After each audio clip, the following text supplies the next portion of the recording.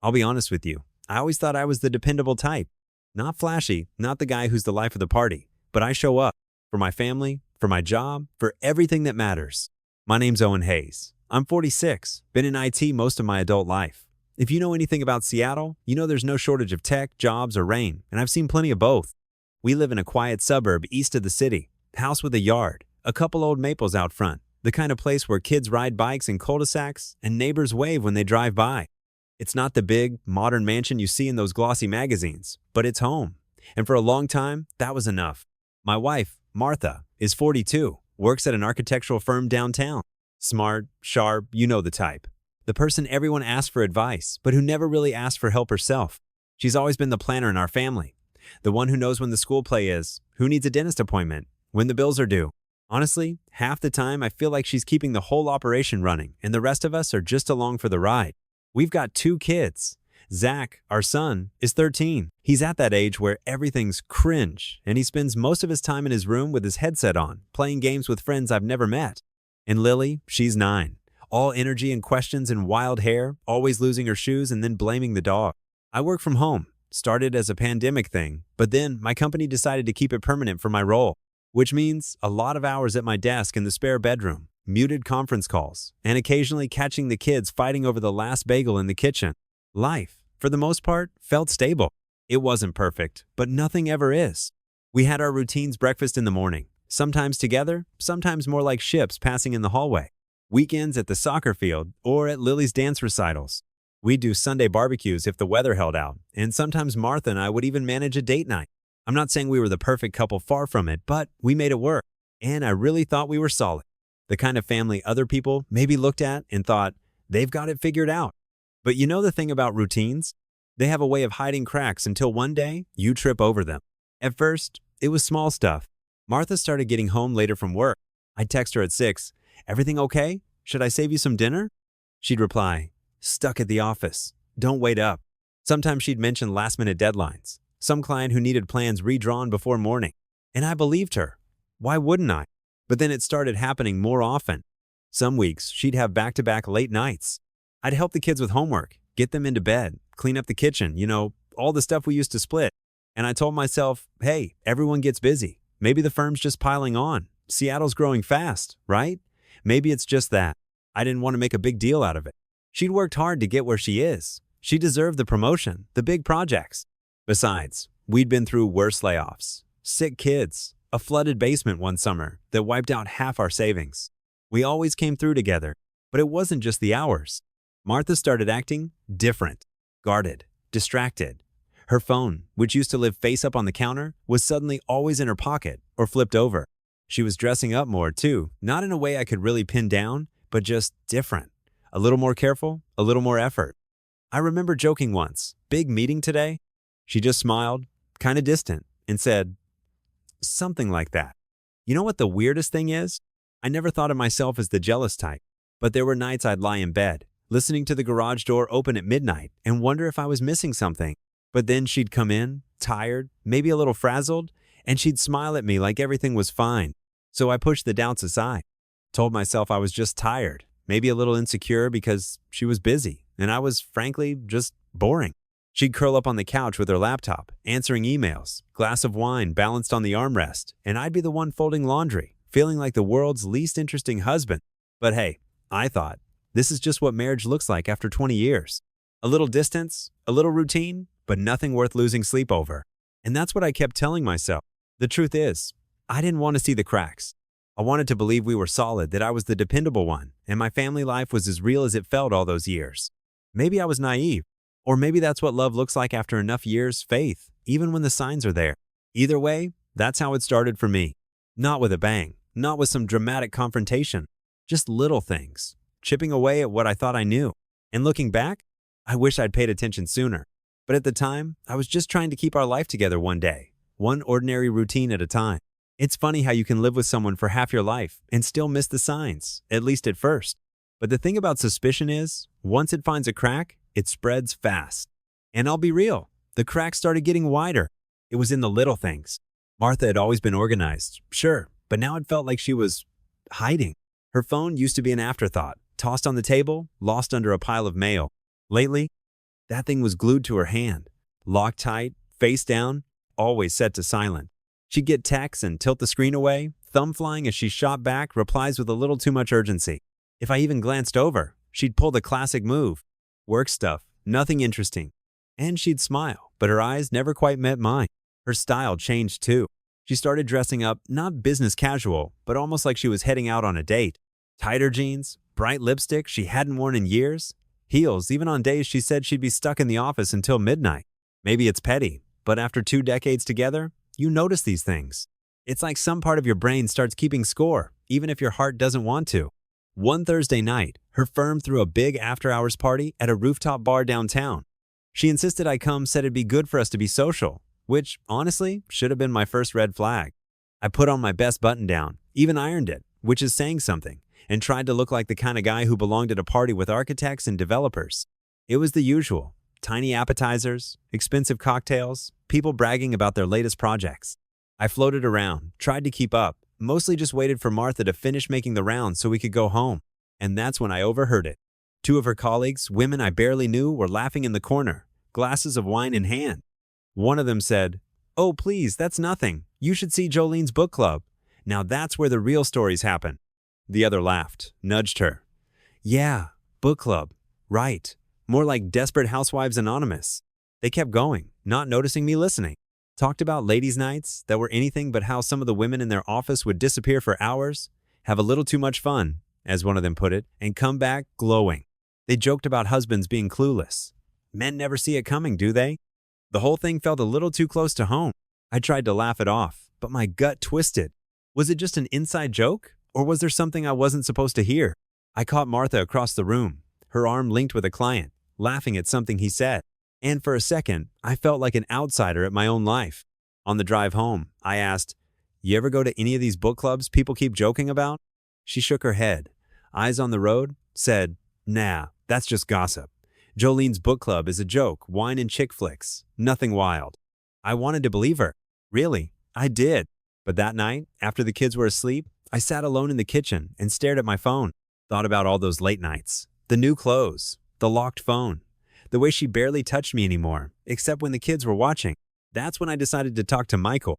Michael's been my friend since college, one of those guys who somehow stayed both wise and sarcastic, never let me get away with lying to myself. He's also a family lawyer, which, honestly, wasn't lost on me. We've been through a lot: marriages, moves, the highs and lows of raising kids. If there's anyone who'd give it to me straight, it was him. So I called him up and said, "Hey man, you got time for a drink?" He didn't even ask why.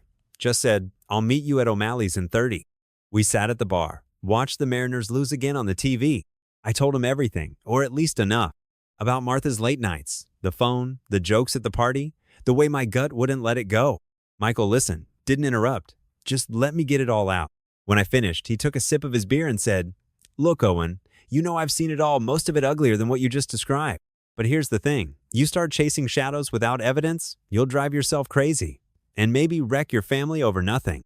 I nodded, but the knot in my stomach wouldn't budge. He continued, "If you trust her, let it go. But if you really need to know, don't start playing detective yourself. That's how good men end up looking paranoid or worse. If it comes to it, hire a pro, a real private investigator. Get facts. Don't go snooping through her phone or following her around.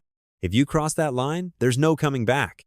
He looked me dead in the eye and said, "Decide what you want, Owen. Do you want the truth, whatever it is? Because sometimes that truth blows everything up. But if you do it the right way." We left it at that.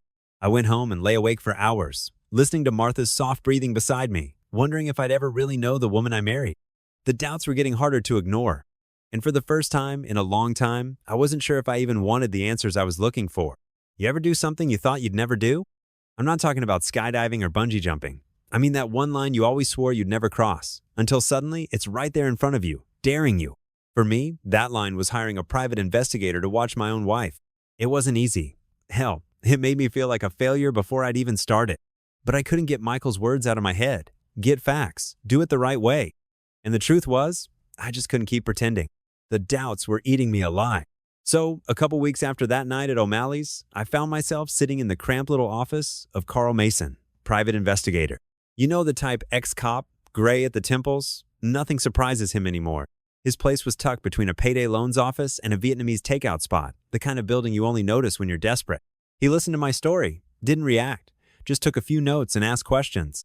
Late nights, different behavior, change in style, lots of travel? Yeah, I said. He nodded like he'd heard it 100 times before. All right, Owen, I'll take the case. But you gotta be prepared for whatever comes out. Sometimes it's nothing. Sometimes it's a whole lot of something. That was the start. For the next few weeks, I tried to live like nothing was happening. I cooked dinner, helped with homework, went to work, made small talk with Martha when I could. All the while, Carl was out there tailing, watching, documenting. I'd get the occasional text. Saw her downtown, same office, no unusual activity today. Or Martha met a friend for coffee, nothing out of the ordinary. Each time I got one of those updates, I felt a weird mix of relief and dread. But then, about 4 weeks in, Carl called and said he had something for me. Come in, he said, and bring a strong stomach. So I went. His office was the same as before, low ceilings, old blinds, the faint smell of instant coffee and fried food from next door. He didn't waste time. Just slid a manila folder across the desk. Inside were photos, printed screenshots, a thumb drive. My hands were shaking before I even opened it. He talked while I flipped through the evidence. Martha's been meeting a man, same guy, multiple locations, private dinners, hotels, afternoons when she said she was at work events. It's always him. Name's Richard Baxter. I recognized the name. Richard Baxter used to be her boss, years ago. She'd mentioned him in passing, but only as my old mentor, back when I was getting started. Apparently, they'd kept in touch. More than I ever realized. Carl kept going, calm as a surgeon. Far as I can tell, this isn't new. Based on the records, they've been seeing each other for at least 10 years, probably more. He's a big shot, now runs a development firm on the east side. Money, connections, a reputation for being, let's just say, popular with married women. There it was. The world just stopped. 10 years? That was longer than Lily had been alive. Longer than half the vacations, all those work retreats she took, every missed anniversary, every late night, at the office. I flipped through the photos Martha and Baxter together at restaurants, getting into his car, entering a boutique hotel downtown. There was even a printout of text messages. I couldn't bring myself to read them, not right away. I just sat there, feeling like someone had reached into my chest and ripped out everything I thought I knew about my life. Carl cleared his throat. Look, man, I don't know your situation, but I've seen what this does to people. Take your time. If you need anything else, a lawyer, advice, whatever, let me know. But you've got your proof. I nodded, numb, barely managed a thanks, Carl, before I left. I drove home in a fog. The kids were at soccer practice. The house was quiet. I sat at the kitchen table, folder in hand, staring at the evidence. I started doing the math in my head. 10 years. 10 years of lies, of double lives, of me sitting at home with the kids while she was with him. And something darker crept in. Was Zach even mine? Was Lily? I felt sick. I pulled out my phone and searched up the nearest DNA testing clinic. It felt insane, humiliating, even, but I had to know. If there was even a chance that my whole life was built on someone else's choices, I needed answers. I swabbed the kids' cheeks that night while they brushed their teeth, told them it was a fun science project for school, tried to sound cheerful. They laughed, made faces, no clue their dad's world was crumbling right there in the bathroom. I dropped the kits off the next morning before work. Didn't tell Martha, didn't tell anyone. Then I waited. And let me tell you, there is nothing longer than the days you spend waiting to find out if your children are really yours. That's when I realized, you think you're prepared for the truth. You're not. The days after I handed in those DNA kits passed in a blur.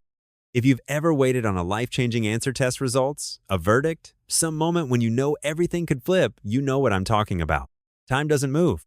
Or maybe it moves too fast, and your mind can't keep up. I tried to keep it together, at least on the outside.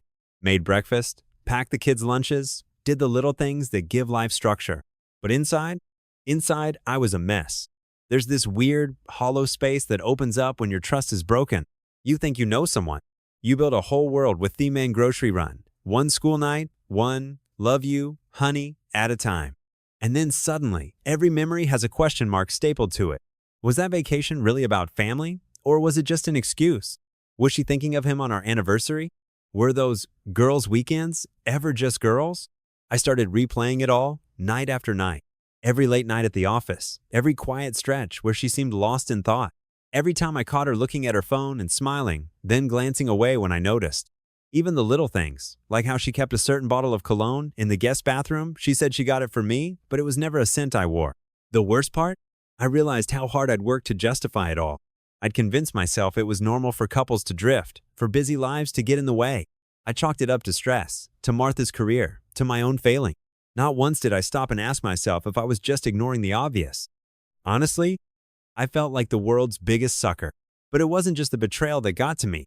It was the fear. See, when Carl told me about Richard Baxter, I started digging. The guy's reputation was worse than I expected: affairs with multiple married women, rumors about wild parties, more than a few lawsuits hushed up by expensive lawyers. Suddenly it hit me. What if it wasn't just my marriage that was at risk? What if it was my health? It sounds ridiculous, but that's where my brain went. I started Googling symptoms, reading horror stories on forums. Did Martha ever put me in danger without even thinking about it? How many times had I trusted her, believed her, when she said everything was fine? I couldn't get it out of my head. One night, I finally broke down and scheduled a full panel at the clinic-every test they offered. Sat there in the waiting room, staring at my hands, feeling like the world's oldest teenager, hoping nobody would recognize me. Paranoia? Yeah, maybe. But once trust is gone, every shadow starts to look like a threat. The results took days. Every time my phone buzzed, I felt my stomach clench. And at night, I'd lie awake beside Martha, listening to her breathe, wondering if she'd ever even loved me at all, if any of it had been real. Somewhere in the middle of all that, I realized I'd crossed a line. There was no going back to normal. Not after seeing those photos, not after hearing the whole sordid story from Carl. I started looking at divorce lawyers online, started reading stories from other guys who'd gone through it, what to expect, what traps to avoid. I kept telling myself I was doing it for the kids.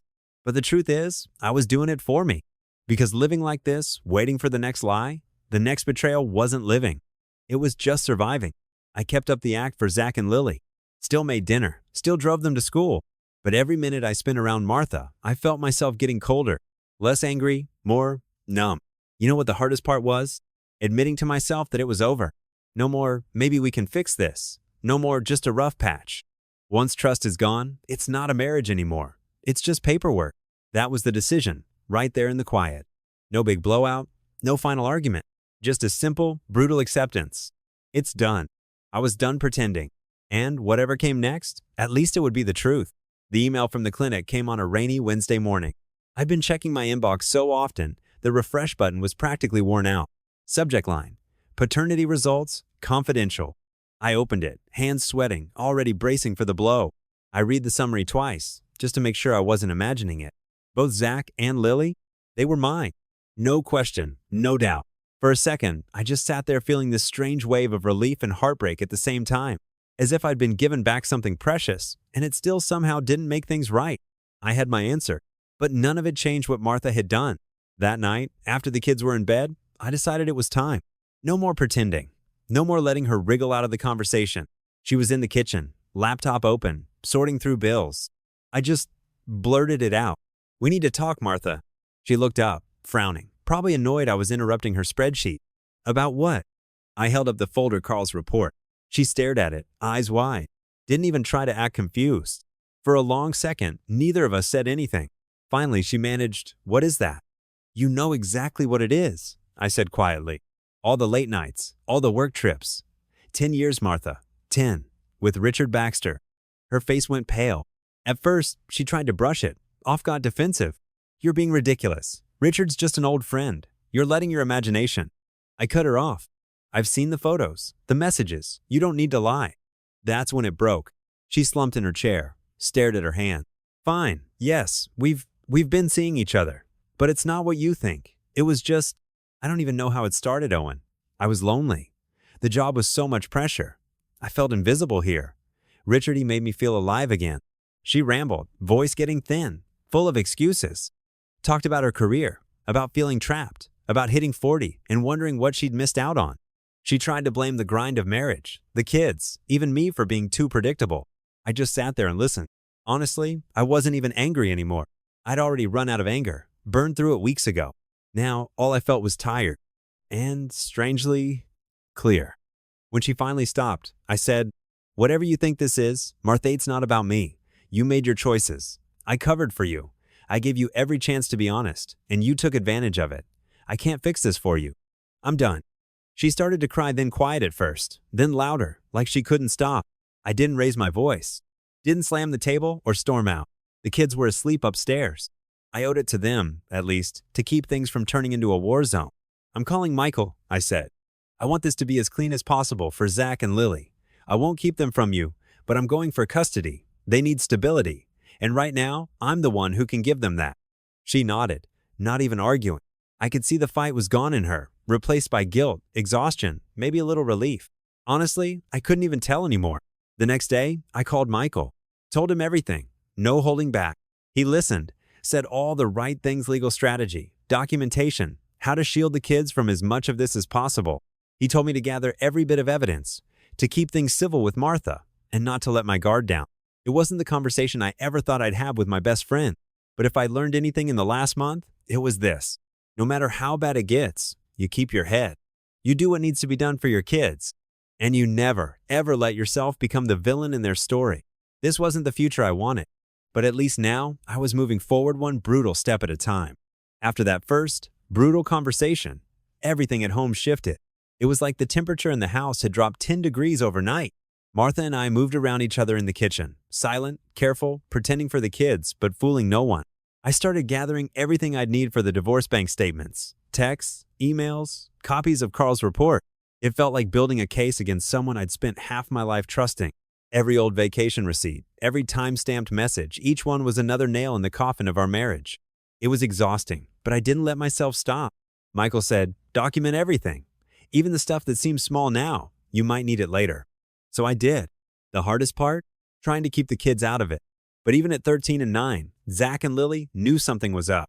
They'd whisper in the hallway, come to me with wide eyes when Martha left the room. Lily clung to me at bedtime, asking if Mom was mad at her, if things would go back to normal. I told her honestly as I could that none of this was her fault. And Zach, he just got quiet. Stopped talking about school, spent even more time in his room. I recognized that it looked like the world had shifted and he didn't know where to put his feet anymore. Meanwhile, Martha, she switched tactics. First, it was guilt telling me I was tearing the family apart, that the kids would never forgive me for splitting things up.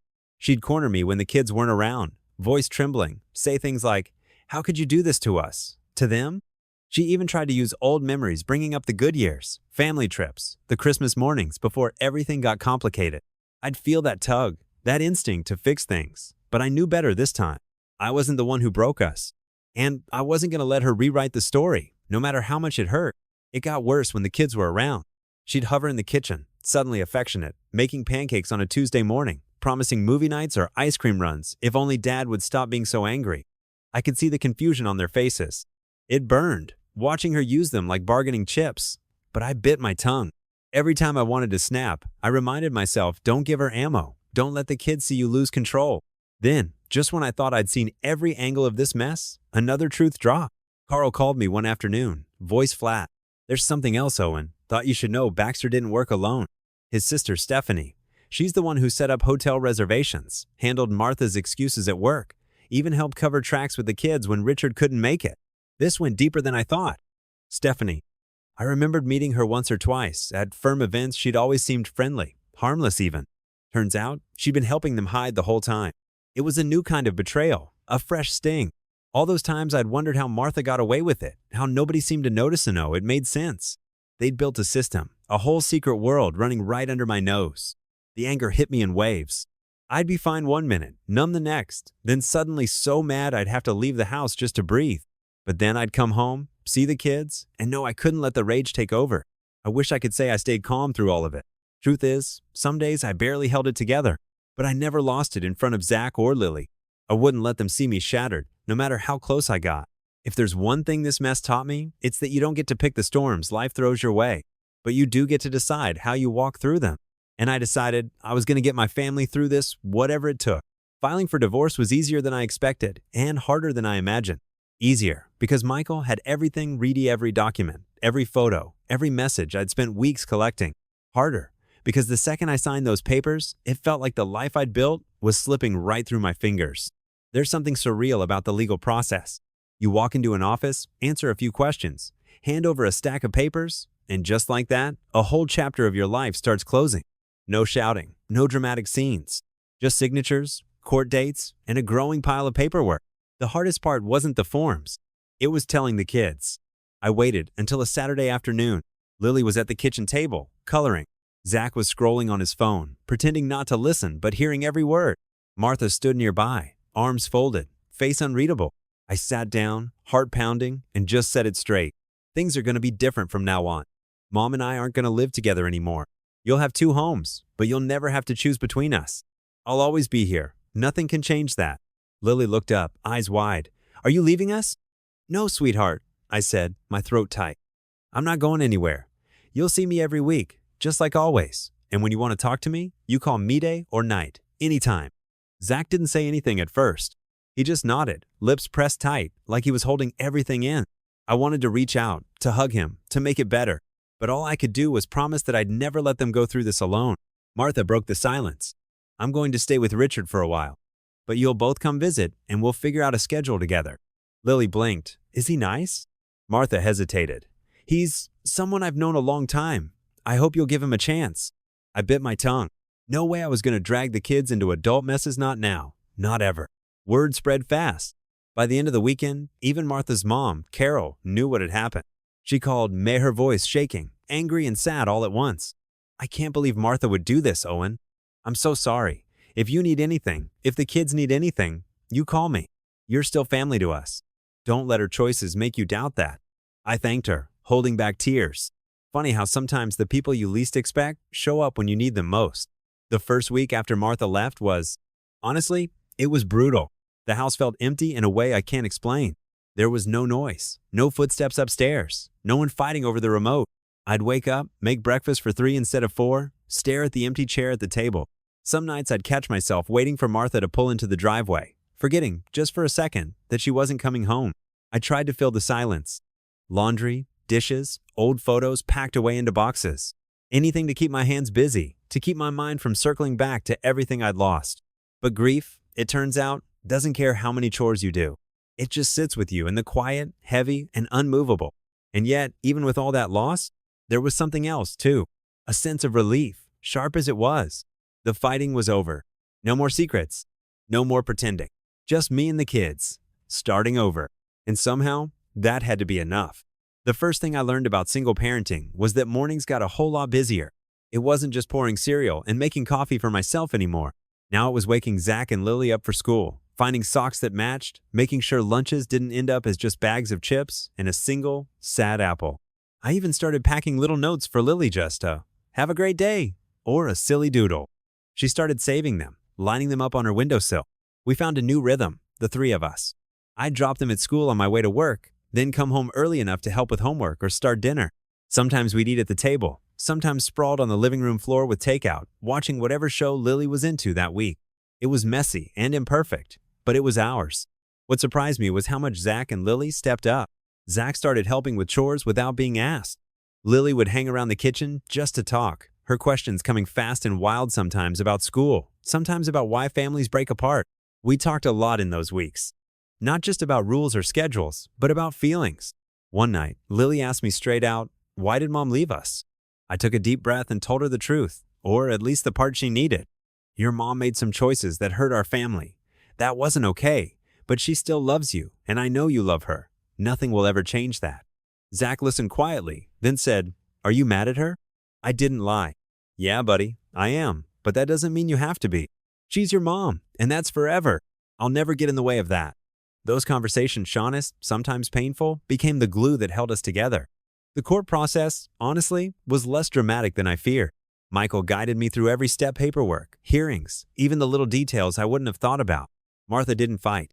She agreed to minimal alimony, no drawn-out arguments about money. When the judge asked about custody, it was almost a formality. The kids had already been living with me for weeks, and even Martha admitted it was for the best right now. The judge ruled in my favor. Sole physical custody, joint legal. The kids would stay with me. Martha would have scheduled visits, weekends, school holidays when she wanted them. There was relief in that. Not victory, just relief. We walked out of the courthouse, the three of us, into the weak Seattle sun. Zach put his arm around Lily's shoulders. I ruffled her hair, and for the first time in months, she grinned. I know we're still healing. There are days the house feels too quiet, or I catch Lily staring out the window, hoping to see Martha's car. But bit by bit, life feels possible again. We're building something new. It's not what I planned, not what I ever wanted, but it's honest. It's real, and it's ours. I'd like to say that after the court ruled in my favor, things got easier. But life has a way of throwing curveballs just when you think you're finally steady on your feet.